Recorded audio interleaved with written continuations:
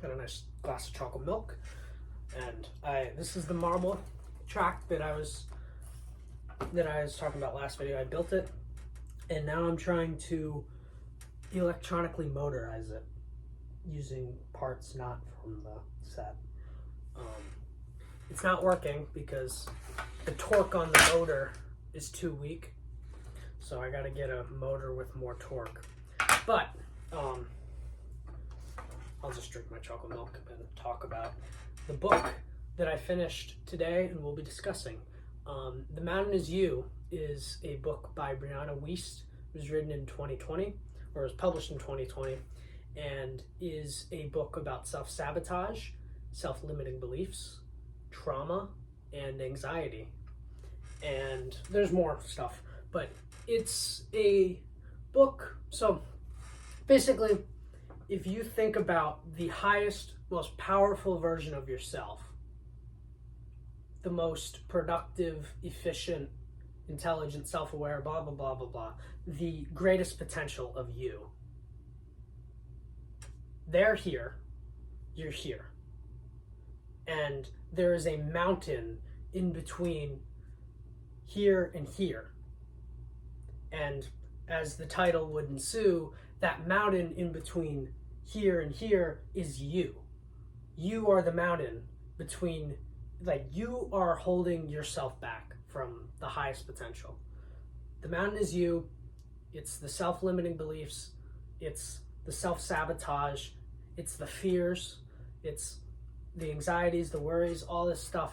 So basically, the book is like a self-help kind of like it's a book. It talks about like treating your traumas and like understanding things in your, so basically one of the things is like, you know how you visualize fear?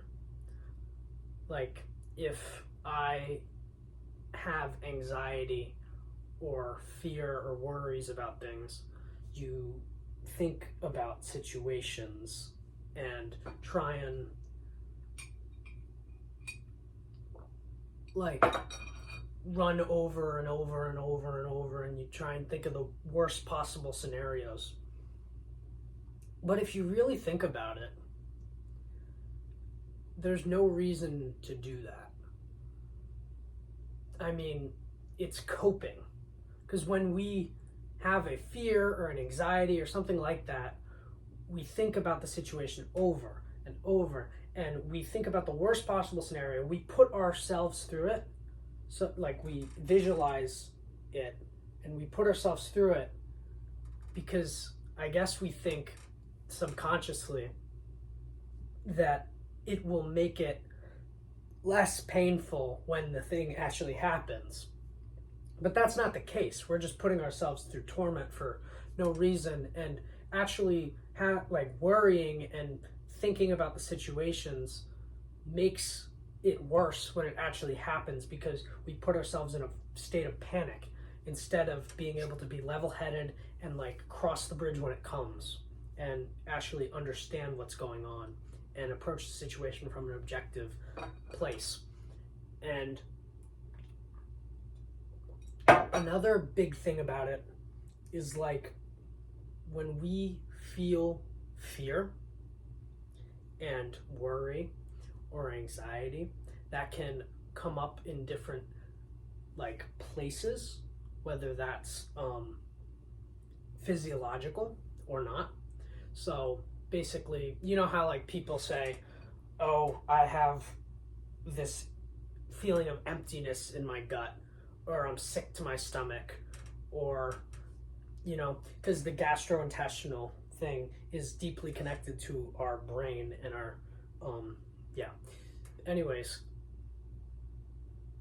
Yeah, so like our body is deeply connected to our mind, because like, you know how like if I'm talking about a friend that's a pain in the neck, or if you have a huge weight on your shoulders, or like, you know how English, so basically that comes in physical traits, and feelings like that, where you have to trust your gut, where you have to like feel your instinct, that is a response to the current situation.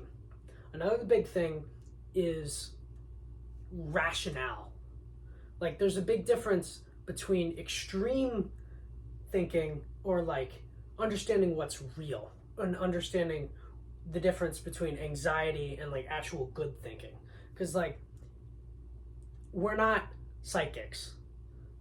When we have a bad feeling in our stomach, we're not predicting the future. We are responding to current stimuli in the world at the current moment. So like if I have a bad feeling about something, that's not a bad feeling about something in the future, that's a bad feeling about what's going on right now, and my brain is telling me about the current situation. So you can't really, it's impossible to predict the future. The other thing it talked about was knowing the difference between worry and like intrusive thoughts versus your like true like body, your true self telling you what to do. Like the biggest differences between that is intrusive thoughts are typically like scary or like they're very like quick and like they make you have a feeling of dread or worry inside, while I guess the true I forget what she called it in the book, but the other side is peaceful, it's loving, and it's not this thing where it's like, so it's about knowing the difference between the two different types of thoughts. Basically the book, the big thing is really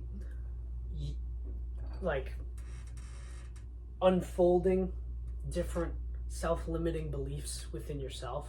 Like if you go back to your own childhood, there are different traumas because everyone has different levels of trauma that create different certain beliefs, and some of those beliefs get in the way. Like it talked about money. Like if you grow up and your parents keep telling you that we can't afford that, let's not do that, don't do that. Actually, rich people are evil. All people with money are corrupt or stuff like that. When you become an adult or older, you will start to connect, I want to do that, I blah blah blah, and you'll sabotage yourself. And that's basically what the book is about. It's about it's about becoming that better version and climbing and like getting in the way, because like you're in the way. It's you versus you. It's about getting that's all I'll say. No, it's not. I'll talk more. That's a good chocolate milk. The best recipe for chocolate milk is a lot of chocolate sauce and milk.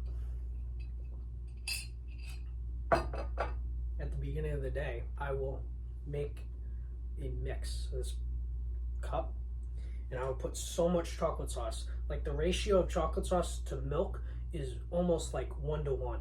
And then I will take that, I'll put it in the fridge, and then I'll grab a glass, put some milk in it, and then pour it in so I don't have to stir it every single time. What was I saying? Oh yeah. So yeah. Oh my gosh, we're getting to the 10-minute mark. That's crazy. I've been rambling for.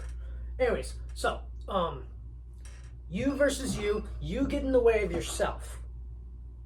The mountain is you.